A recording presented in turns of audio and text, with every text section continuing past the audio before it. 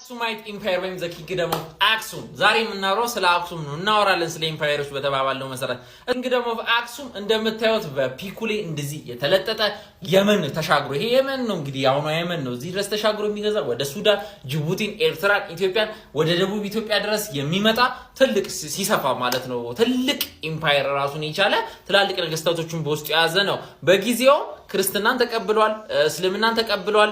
እንዲሁም ደግሞ የራሱ ሳንቲሞች ነበሩት፣ መገበያያ ገንዘቦች ነበሩ። ይህ የሚያሳየው በንግድ ምን ያህል ትልቅ ደረጃ እንደደረሰ ነው።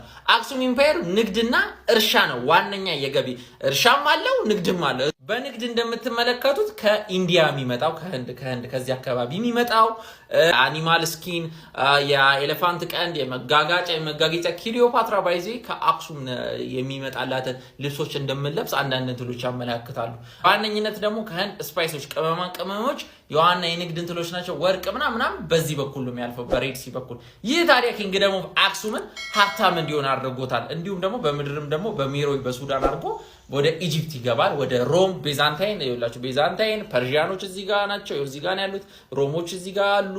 አክሱም የባህር በር ብቻ አክሱም የባህሩን ሬድ ሲን የሚያስጠብቀው በኔቫል ፓወሩ ነው። ማወቅ ያለባችሁ ነገር በጣም የተደራጀ የራሱ የሆነ ባህር ኃይል ያለው በጣም ትልቅ ጎበዝ ተዋጊዎች ይባላሉ አክሱሞች በብዙዎች ዲስክራይብ ሲደረጉ። የሚከተሉት ሃይማኖትም ደግሞ የተለያዩ ጎርስ በተለያዩ አማልክቶች የሚያመልኩ ሲሆን በእኛ አማልክት ጣዖት እንለዋለን። ነገር ግን እነሱ የራሳችን አምላክ ብለው የሚያመልኩት ልክ እንደ ግሪኮች ልክ እንደ ሮማውያን ልክ እንደ ሁሉ ዓለም ላይ እንዳለው ህዝብ በሙላ የኛ አምላክ ምናምን ብለው የሚያመልኩት አማልክቶች ያሏቸው ሲሆኑ እንዲሁም ደግሞ የጂውሽ ኮሚኒቲ በደንብ ያለበት ነው። የጂውሽ ኮሚኒቲ ለረጅም ዓመት የነበረበት ነው። አይሁዳውያን የነበሩበት አይሁድንም ያመልካለ።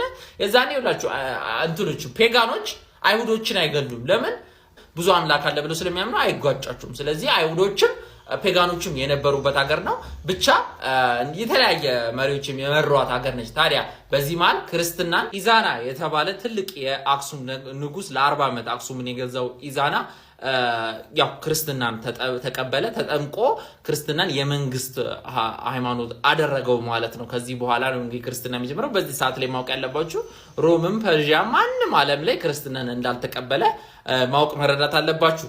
ታዲያ ይህ ኢዛና የተባለው ንጉስ ሌላ ደግሞ የሚታወቀው ኑቢያ ወይም ደግሞ የኩሽ እንትን ያላቸው የሱዳን ሜሮ የተባለችውን እችኛውን ዋናውን ከተማ ድራሿን ያጠፋት አቃጥሎ ሜሮይን ድራሿን አጥፍቶ ከወጡ ንጉሶች በዚህ እንትሉ የሚታወቅ ኑቢያን ለመጨረሻ ጊዜ የሱዳንን ስልጣኔ የገደለ ሰው ነው። ከዛ በኋላ ንግዱ እንዲሳለጥለት አድርጓል። በዛ በኩል ወደ ኢጂፕት እንዲሄድ በሱ ዶሚናንስ ስር ሱዳንም እንድትኖር ያደረገ በጣም ኃይለኛና ትልቅ ንጉስ ነው ኢዛና።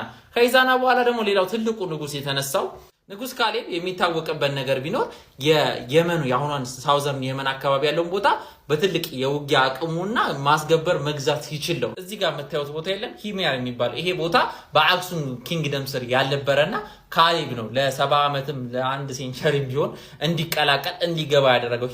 ንግዱን ከዚህም ቦታ ከዚህም ሆኖ ተቆጣጥሮ ሬድ ሲ ላይ ሙሉ በሙሉ ፉል ዶሚናንስ ማሳየት ነው።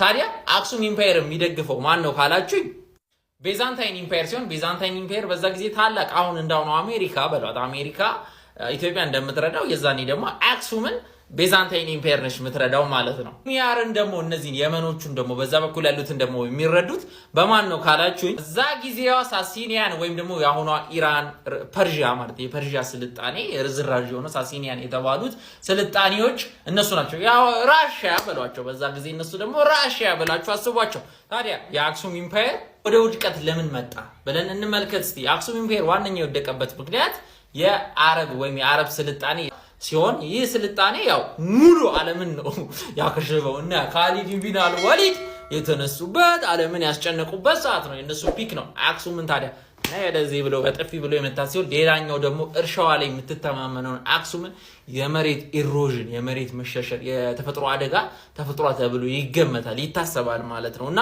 እሱ ረሃብ እንደፈጠረ በሽታ እንደፈጠረ ይታመናል። ታዲያ አክሱም ኢምፓየር በዚህ ሳሌ ተንኮታኮተ ዜሮ ላይ ገባ። ይህ ማለት 7ኛው ሴንቸሪ ማለት ነው። 7ኛው ሴንቸሪ ላይ በቃ የተንኮታኮተ ወደ 8 እያበቃለት የመጣበት ሰዓት ነው። ታዲያ እያለ በውስጤ ችግሮችን ቢመጣ በ10ኛው ክፍለ ሴንቸሪ ላይ በ10ኛው ክፍለ ዘመን ላይ አንዲት ታላቅ ሴት ተነሳችበት።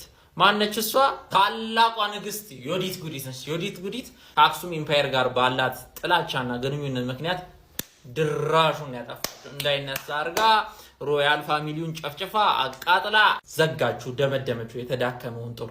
ታዲያ በዚህ መሃል ነው ታዲያ ዛጉዌ ኪንግደም ራሱን ችሎ ይወጣው። ብቻ የአክሱም ኪንግደም በንግዱ ዓለም ላይ ታላቅነትን ተጎናጽፎ በንግድ ታላቅ ሆኖ ትላልቅ ገቢዎችን፣ ፖርቶችን፣ አዱሌሶችን፣ ስልጣኔዎችን፣ ሳንቲሞችን፣ ህንፃዎችን እንደሱም ብነው የመቃብር ነው። ይሄ እንደ መቃብር ነው ባይዘ ይሄ የሚሰራው የንጉሱ ብነ የሚባለው ያ እንደዛ ነው። ይሄ ኢትዮጵያውያን፣ ኤርትራውያን፣ ሱዳናውያን፣ ጅቡታውያን በደንብ ያው ሞር ኢትዮጵያ ላይ እና ኤርትራ ላይ እንትን ይበል እንጂ ትልቅ የጋራችን ስልጣኔ የአፍሪካ ኩራት የሆነ ስልጣኔያችን ነው አክሱም ኢምፓየር። ይሄንን ይመስላል አክሱም።